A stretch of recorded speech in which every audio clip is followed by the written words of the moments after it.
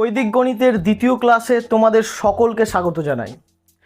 আমরা কিছু সহজ পদ্ধতিতে অঙ্ক করা শিখব। আগের দিন আমরা জেনেছি কিভাবে সহজ পদ্ধতিতে গুণ করতে হয়, একটা বোনাস অঙ্ক তোমাদের করিয়েছি। তো আজ আমি তোমাদেরকে বৈদিক গণিত অনুসারে এমন কিছু সহজ পদ্ধতি শেখাবো গুণের, যা তুমি ক্যালকুলেটর ছাড়াই করতে পারবে।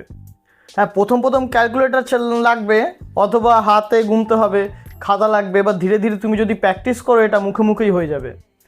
চলো আমরা শিখে নিই। এইটা শেখার জন্য প্রথমে তোমাদের একটা জিনিস করতে হবে, যেটা হচ্ছে 1 থেকে 10 অবধি নামটা পুরো মুখস্থ।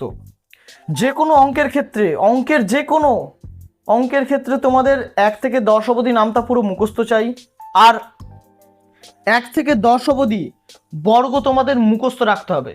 এটা লিখে নাও, 1 থেকে 10 অবধি বর্গ তোমাদের মুখস্থ রাখতেই হবে। তো আমরা যদি এমন অঙ্ক করি যে 24 ইন্টু 2 3, ধরো এটা গুণ করতে হবে। তো এটা গুণ করার জন্য আমরা সাধারণত কি করি, প্রথমে 24 লিখবো, তারপর 23 লিখবো, তারপর গুণ করব। এইভাবে নয়, সহজ পদ্ধতিতে আমরা বৈদিক গণিত অনুসারে একটা পদ্ধতি আছে, যেখানে আমরা কি করব, এইটার সঙ্গে এটা প্রথমে গুণ করো। কত হবে? 3 4 12, 12 বসিয়ে দাও। আর এটার সঙ্গে এটা গুণ করো, 2 2 4, 4 বসিয়ে দাও। হলো। এবার এটার সঙ্গে এটা গুণ করো, এটার সঙ্গে এটা গুণ করো, যোগ করে দাও। 4 2 8 আর 3 2 6, 8 আর 6, 8 আর 6 কত হয়? 14। 1 6 2 5 5। এইরকমই সহজ পদ্ধতিতে তুমি যে কোনো গুণ করতে পারবে। ধরো আমি লিখছি 9 3 ইন্টু 2 3। এবার একটা দেখার বিষয় আছে, যখন তোমার এই শেষের দুটো সংখ্যা গুণ করার সময় একটা সংখ্যা আসবে, ধরো যেমন এখানে 12 এসছিল, এবার এখানে যদি আমি করি 3 3 9 হচ্ছে, যখনই 9 আসবে তখন সামনে একটা শূন্য লিখবে। একটা সংখ্যা যখনই আসবে তখনই একটা শূন্য লিখবে সামনে।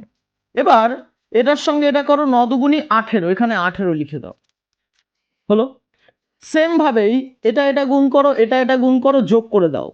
3 2 6 আর 3 9 27, অর্থাৎ 33। পেছনের একটা সংখ্যা বসিয়ে বাকি যে উত্তরটা বেরোবে 33, এই দুটো যোগ করে সেটা এখানে বসিয়ে দাও। তাহলে 9 3 8 আর 3 কত হলো? 8 আর 3 হচ্ছে 11, 1 হাতে আমার 1 2। এত সহজ তোমরা কিভাবে অঙ্কটা করবে বুঝে গেলে। যদি বুঝে থাকো তাহলে তোমরা এইটা করে দেখাও এই পদ্ধতিতেই। 42 ইন্টু 63, এই অঙ্কটা এই পদ্ধতিতে করে দেখাও, যোগ করে। যদি এই অঙ্কটা করতে পারো কমেন্ট করে জানাও, আমি অবশ্যই রিপ্লাই দেব। আর বর্গমূল, যদি আমরা কোনো বড় বড় সংখ্যার বর্গমূল বের করতে চাই, কোনো বড় বড় সংখ্যার বর্গমূল বের করতে চাই, তাহলে আমরা কিভাবে বের করব?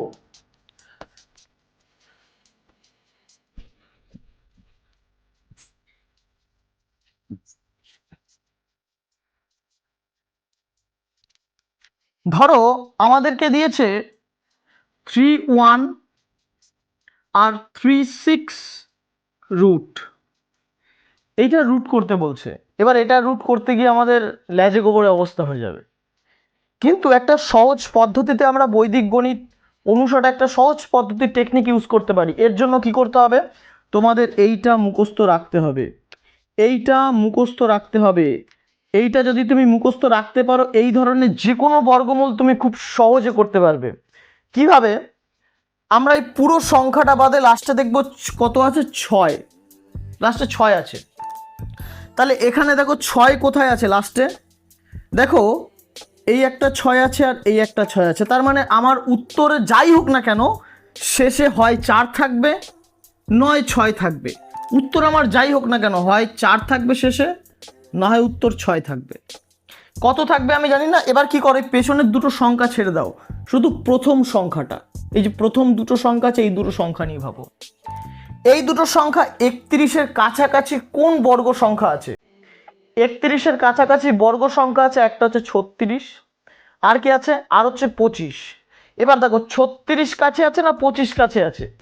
দেখো 36 কিন্তু কাছে আছে, অর্থাৎ এই 31টা এই যে 36-এর কাছে আছে, 36-এর কাছে আছে, অর্থাৎ 31 আর এই যে 25 আর 31-এর মাঝ বরাবর আছে 31। সবসময় এটার সঙ্গে এটা, এটার সঙ্গে এটা বিয়োগ করো, দেখো এটা হবে কত, এটা 4 হবে, আর এটা কত হবে, এটা 6 হবে। তো যেটা ছোট সেইটাই সবসময় বসবে। এখানে কত আছে, আগের সংখ্যাটা 5, তাহলে উত্তর হবে 5, তাহলে উত্তর হবে 8। যদি এই অঙ্কটা বুঝে থাকো তাহলে 6084 এই রুটটা করে দেখাও ঠিক এই পদ্ধতিতেই। চলো দেখা হবে পরের দিন আরো কোনো নতুন ভিডিও, নতুন অঙ্ক নিয়ে।